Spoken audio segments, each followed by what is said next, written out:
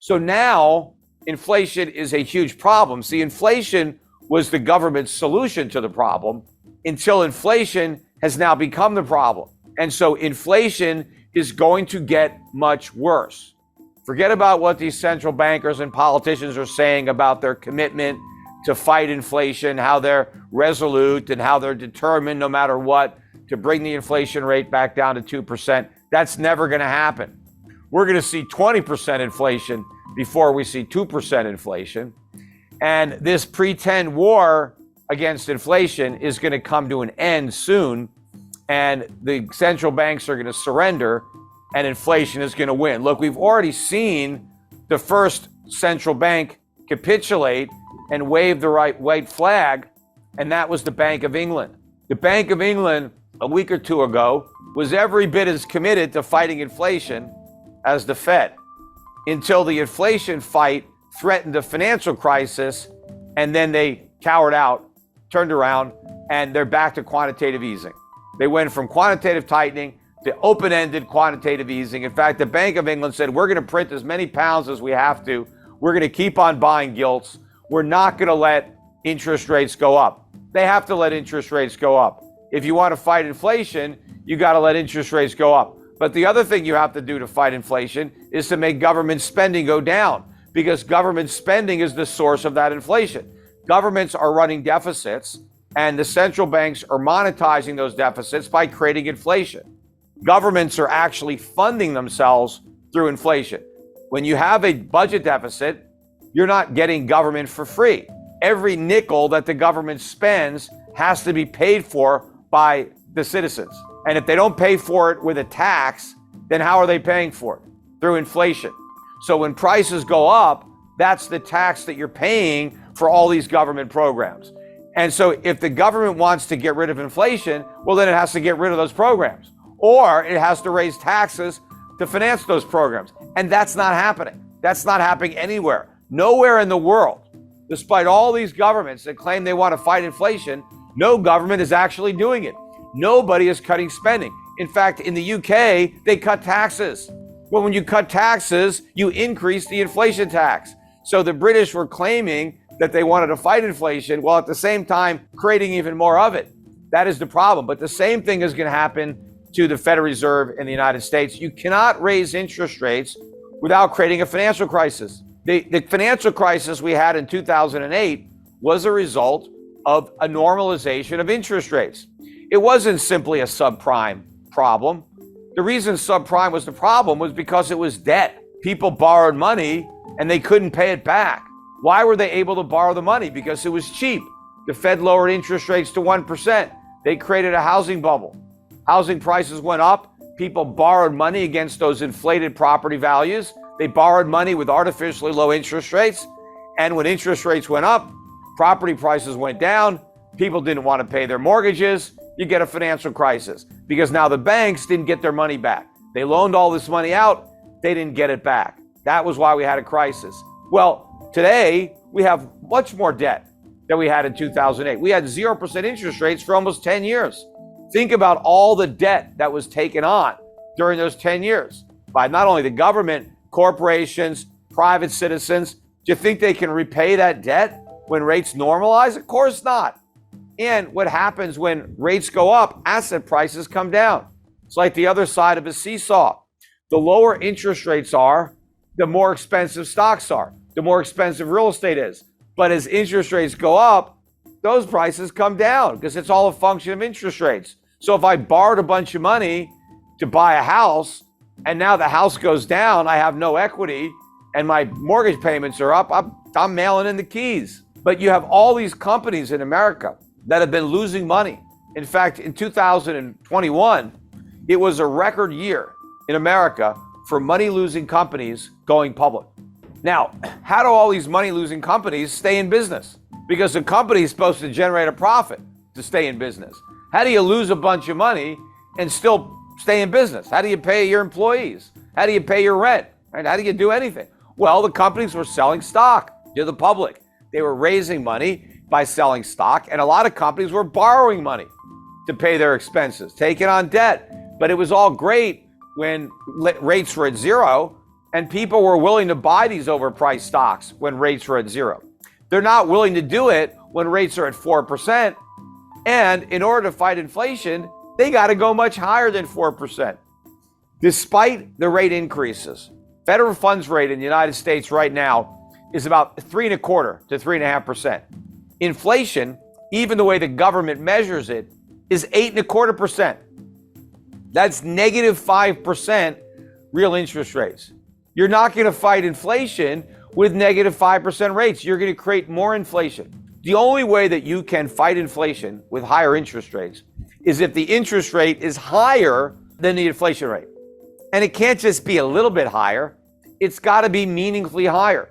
In 1981, when Paul Volcker raised interest rates or allowed interest rates to go up, short-term rates went to 21%.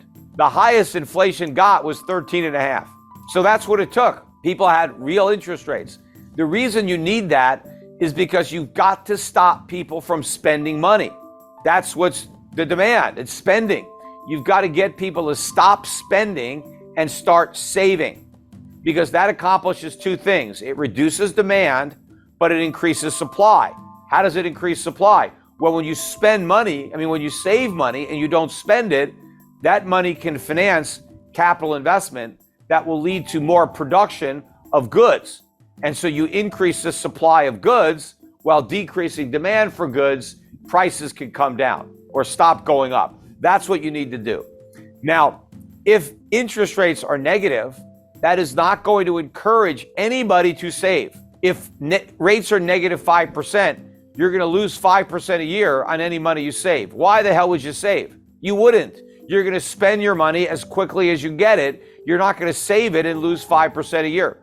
Now, if the Federal Reserve raised interest rates up to, let's say, 10% or 15%, then you might save your money. Hell, I could put my money in the bank and earn 15%. I'm not going to spend it. Even if inflation is 8%, I'm still 7% ahead. I'm going to save my money.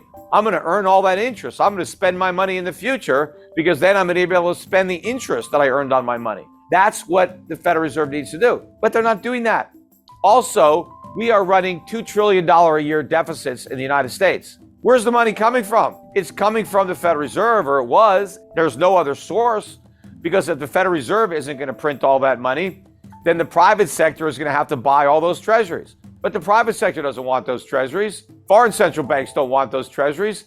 They need to sell the treasuries they've already got. They don't need to buy any more. There is no way to finance these deficits, so the government has to cut spending. But they haven't cut any spending. In fact, if you look at the Inflation Reduction Act, that was a spending bill. They increased spending to fight inflation. How are you supposed to do that? It's the spending that is the source of the inflation, because the spending is being monetized by the central bank. So instead of fighting inflation, they created additional inflation. Instead of putting out the fire, they poured gasoline on the fire and just pretended that they were going to put it out. But everything we're doing, we're forgiving student loans. In fact, we told people that have student loans, you don't have to pay those loans. Just go out and spend the money on other stuff. Buy more goods, buy more services, push the prices even higher. You see, the Federal Reserve and other central banks are at an inflection point. They're really in a situation where they're between a rock and a hard place, and they're damned if they do and they're damned if they don't. Because for years, they were able to kick the can down the road by creating inflation and sweeping the problem under the rug. But now that inflation has become the problem, they can't solve the inflation problem by creating more inflation, because the solution to every problem has been inflation. The economy is weak, print money, lower interest rates. Companies are failing, let's bail them out. How do we pay for that? Print money, create inflation. So inflation has been kind of the one-trick pony. It's been a cure-all. Whatever ails us, just inflation is going to be the cure. Well, now that inflation is the disease, where's the cure? There is none. Any more stimulus, and we end up with an overdose. And that is where we are right now. And what's keeping everything going, the reason that we haven't already seen a collapse in the bond market or a collapse in the value of the US dollar, the reason we've had a rally in the dollar is because the world is still has faith in the Federal Reserve. The world still believes that the Federal Reserve is serious about bringing inflation back down to 2% and that it has the ability to bring inflation back down, but it doesn't. Remember, it was the Federal Reserve back in 2008 or 2007 that said not to worry about the subprime market. It was contained. Of course, we saw how contained that was. But even before the subprime problems, they told us there were no problems. They said there wasn't a real estate bubble. And they said even if the real estate prices went down, it wouldn't hurt the economy because it was so strong. So the Fed has a very bad track record. And more recently, with respect to inflation, first the Federal Reserve said we didn't have enough inflation. Then when inflation got to 2%, they said, oh, well, we need to have it a little bit higher than 2% to make up for all the years that it was a little bit below 2%. And then when it got much higher than 2%, they said, don't worry about it, it's transitory. It's all going to go away on its own. And they said that for a year as inflation got worse and worse and worse until they finally admitted that it wasn't transitory. And so now they're claiming that they're going to solve the problem. But that's another lie. It's just like the transitory lie. They knew inflation wasn't transitory, so why didn't they admit it? Because they couldn't fight it. Because they knew that fighting inflation would crash the house of cards that was built on a foundation of inflation. Everything the Federal Reserve has done has been to artificially prop up an overly leveraged economy.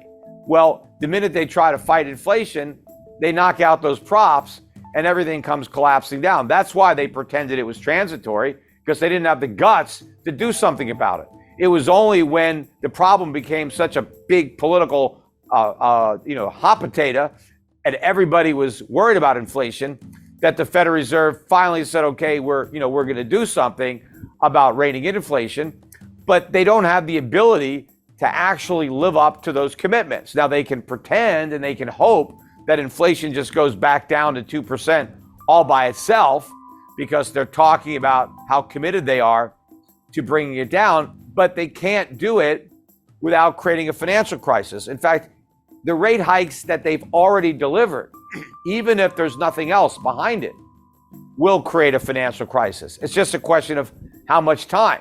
See, it already happened in the UK, or would have happened, and we're very close to that point now.